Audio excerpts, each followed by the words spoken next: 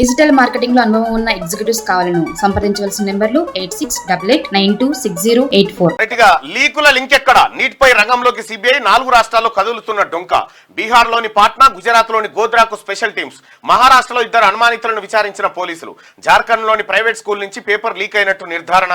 NEET exams కు 750 మంది డుమ్మా, గ్రేస్ మార్కులు కలిపిన 1563 మంది అభ్యర్థులకు గాను 813 మంది హాజరయ్యారు.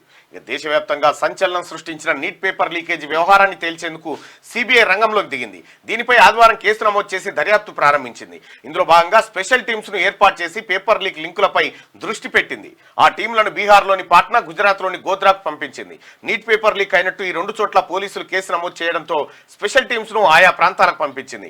మరోవైపు బీహార్లోని పాట్నా, గుజరాత్లోని గోధ్రాలో నమోదైన పోలీస్ కేసులను సిబిఐకి అప్పగిస్తూ ఆయా రాష్ట్ర ప్రభుత్వాలు నోటిఫికేషన్లు విడుదల చేశాయి. కాగా నీట్ పేపర్ లీక్ అయినట్టు ఆరోపణలు రావడం, దేశవ్యాప్తంగా నిరసనలు తీవ్రం కావడంతో ఈ కేసును సిబిఐకి అప్పగిస్తూ శనివారం రాత్రి కేంద్ర ప్రభుత్వం ఉత్తర్వులు ఇచ్చింది.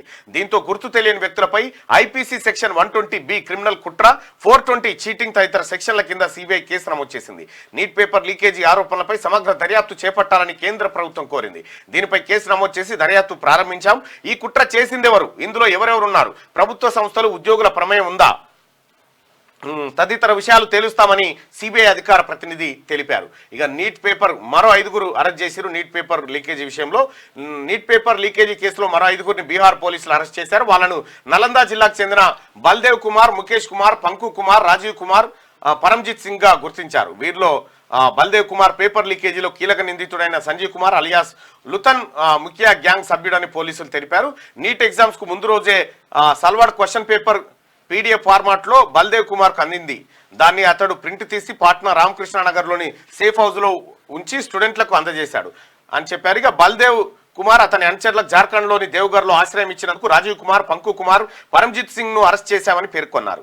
వాళ్లకు taxi driver Mukesh Kumar transport సౌకర్యం కల్పించాడని, అందుకే పోలీసులు ఇంతకు ముందు 13 మందిని అతన్ని కూడా అదుపులోకి తీసుకున్నామని వివరించారు. కాగా బీహార్ పోలీసులు ఇంతకు ముందు 13 మందిని అరెస్ట్ చేశారు. దీంతో ఈ కేసులో అరెస్ట్ అయిన వాళ్ళ సంఖ్య 18కి చేరింది. అయితే మన తాన గతంలో గ్రూప్ 1 పేపర్ లీక్ అయింది. గ్రూప్ 1 పేపర్ పైన ఒక సిట్ కూడా స్పెషల్ ఇన్వెస్టిగేషన్ టీం వేసారు. మరి ఆ కేసు ఎంతవరకు వచ్చింది, ఏం వ్యవహారం అనేది చూడాల్సినటువంటి అంశం. అయితే పిల్లల జీవితాలతోని ఆటలాడుకునేటువంటి ఇలాంటి లీకేజీగాలని ఎట్టి పరిస్థితుల్లో ఉపేక్షించకూడదు. ఎందుకంటే ఎంతో మంది పిల్లలు ఆశలు పెట్టుకొని చదివి జీవితమే దానికి ధారపోసేటువంటి పరిస్థితులు ఇలాంటి లీకేజీల వల్ల మొత్తం వ్యవస్థ దెబ్బతినేటువంటి అవకాశం ఉంది. సో కాబట్టి దీనిపైన కఠినంగా వ్యవహరించాల్సినటువంటి అవసరం ఉంది. నీట్ మళ్ళీ నిర్వహించొద్దంటూ రాజ్కోట్లో స్టూడెంట్లు ఆందోళన చేస్తూ ఉన్నారు, నో రీనీట్ అని. ఇక ఇంకో వైపు ఏమో బీహార్ పోలీసుల అదుపులో నీట్ పేపర్ లీకేజీ నిందితులు. డిజిటల్ మార్కెటింగ్ లో అనుభవం ఉన్న ఎగ్జిక్యూటివ్స్ కావాలను సంప్రదించవలసిన నెంబర్లు 8688926084.